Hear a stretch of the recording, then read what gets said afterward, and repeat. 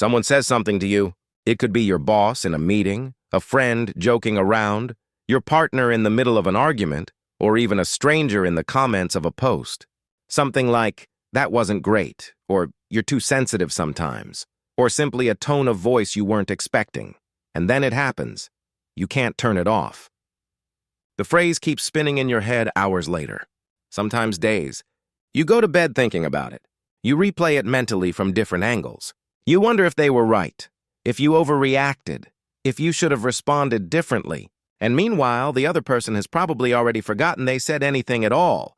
Does that sound familiar? If the answer is yes, the first thing I want you to know is this: you are not weak. You are not too sensitive in the dismissive way people have probably told you your whole life. What's happening in your brain when you receive criticism has a concrete neurological and psychological explanation. And understanding it won't just take the guilt away. It's going to give you real tools to relate to criticism in a completely different way.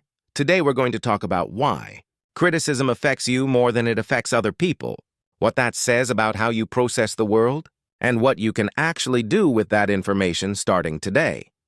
Let's start with the most important reframe in this video, the one that changes everything. The fact that criticism hits you harder than it hits others is not a character flaw. It's a difference in processing, just like some people have sharper hearing and pick up on sounds others don't notice. There are people whose nervous system processes social information, words, tones, glances, with far greater depth and intensity. It's not that you're more fragile, it's that your brain does more work with the same amount of information. Researchers call it deep sensory processing. Elaine Aron, a psychologist and researcher, was one of the first to document this trait systematically. And her findings were clear. Approximately 15 to 20% of the population processes the environment with significantly more depth than the rest. This includes emotional, social, and interpersonal stimuli. A piece of criticism for this type of mind isn't just a sentence.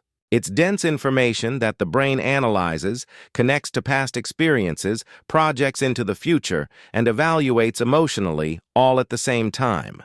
It's not that you're being dramatic. It's that your brain is processing more layers. Now let's go deeper, because there's something happening in neuroscience that explains this in a way most people have probably never heard before. When you receive criticism, your brain activates the amygdala, which is basically your internal alarm system. The amygdala doesn't distinguish between a physical threat and a social one.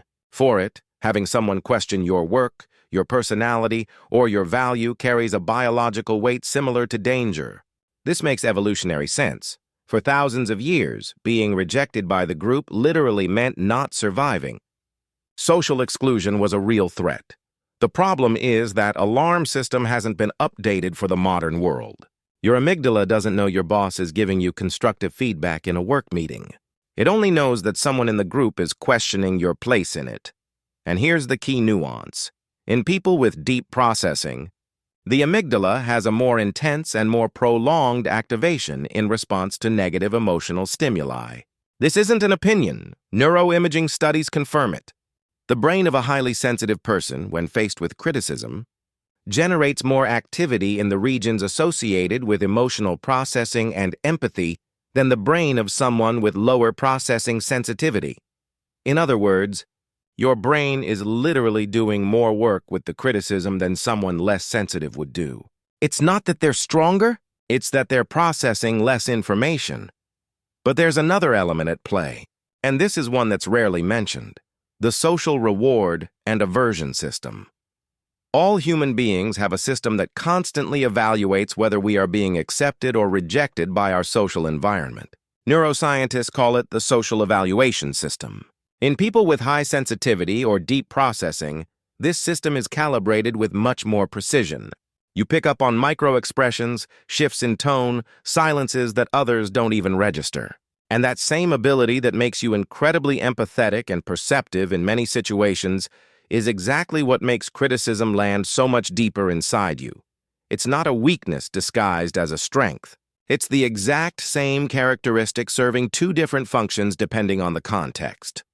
So what do you actually do with all of this? Because understanding the mechanism is powerful, but you need concrete tools. The first is learning to create space between the impact and your response. When you receive criticism, your brain enters intense processing mode almost immediately. The first move isn't to respond, defend yourself, or analyze it. The first move is to pause. Just pause. You can use something as simple as taking 3 breaths before responding, or saying, "Let me think about that," if you're in a real-time conversation. That space of seconds or minutes gives your prefrontal cortex, the rational part of your brain, time to take back control of the situation before the amygdala dictates your reaction. This isn't suppressing what you feel. It's giving your brain the time it needs to process well. The second is learning to separate the information from the pain. Criticism has 2 components: the content, what it says, and the delivery, how it arrives. Most of the time, the pain comes from the delivery. The tone, the timing, the presence of other people, how it made you feel in that moment. But the content might have real value. Practice asking yourself this question after the emotional impact settles a little. Is there anything in this that's useful to me?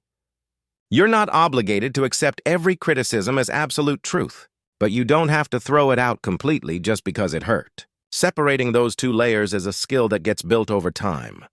The third is reviewing your relationship with mistakes. Many people who are deeply affected by criticism have an internal equation that works like this.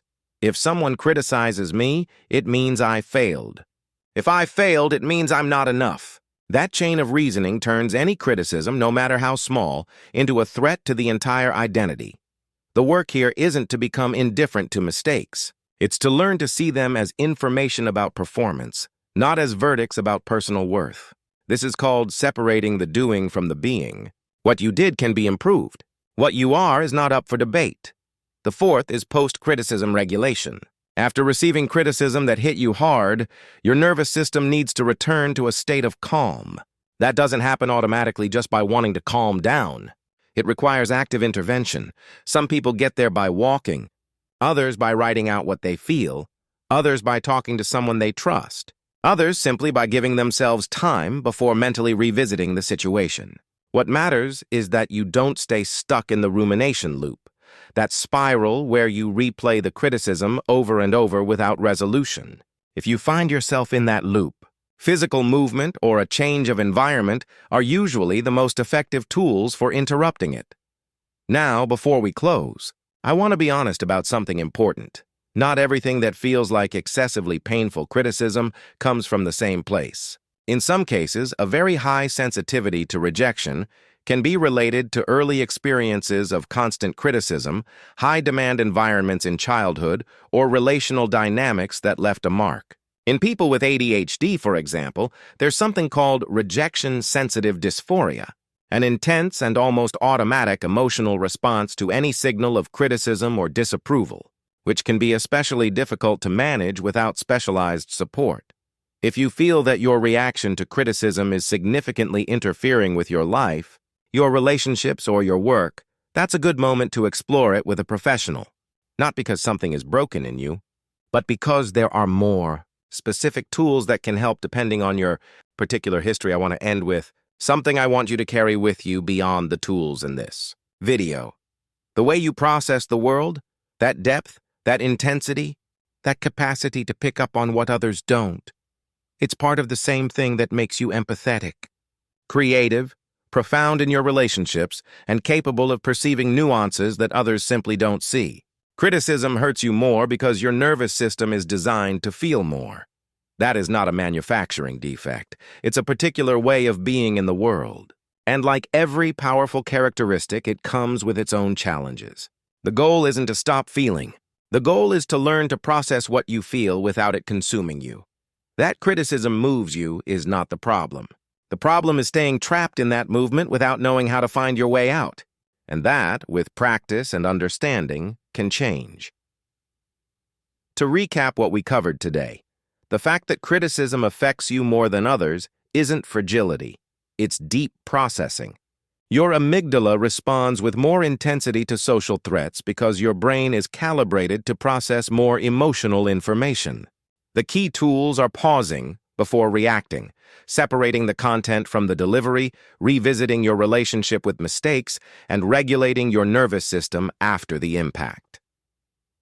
If this video resonated with you, the next one I'd recommend watching is about why you feel lonely even surrounded by people who only half understand you, because there's a deep connection between emotional sensitivity and that experience of loneliness that's worth exploring. Thanks for staying until the end. See you in the next video.